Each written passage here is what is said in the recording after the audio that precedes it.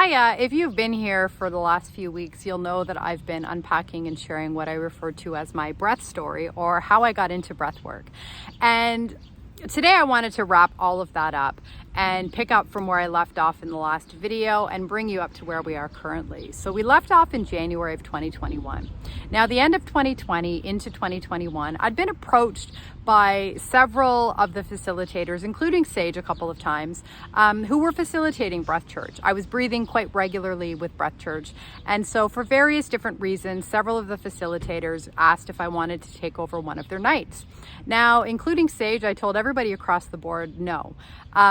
The reason for that was I was feeling really stuck. I was feeling stuck in my life. I was feeling stuck in my breathwork practice.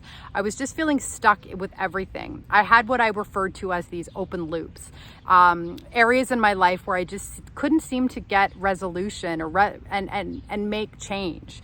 And so a lot of my energy and my attention and my awareness and just my focus was being sucked in these directions of just trying to close that loop and make that change. And I just felt like I couldn't.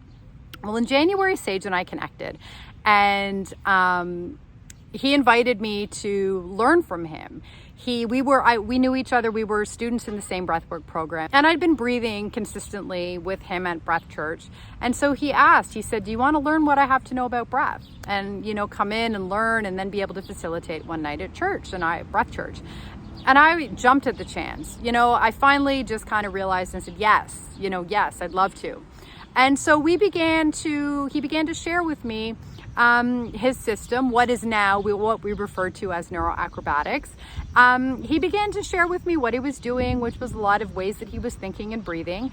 And he invited me to break it. He handed me kind of what I needed to know at the time.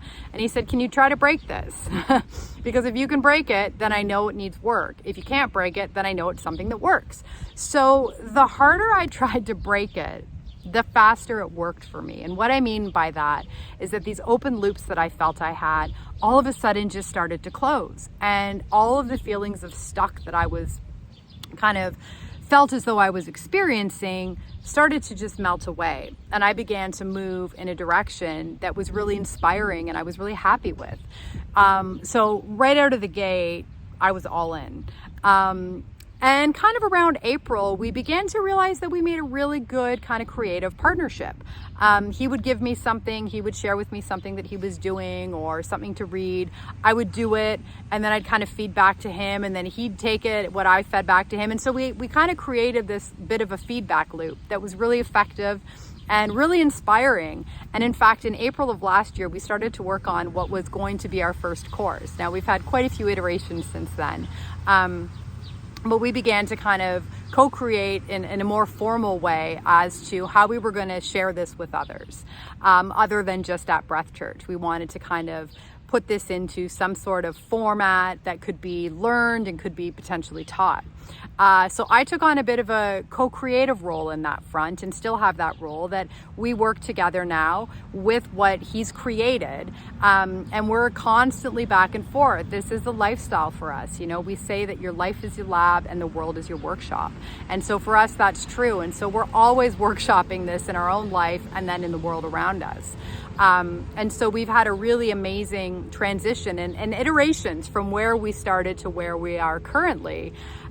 In fact, we're going to be teaching our first course in September, which we're really excited about, and more on that in the next video.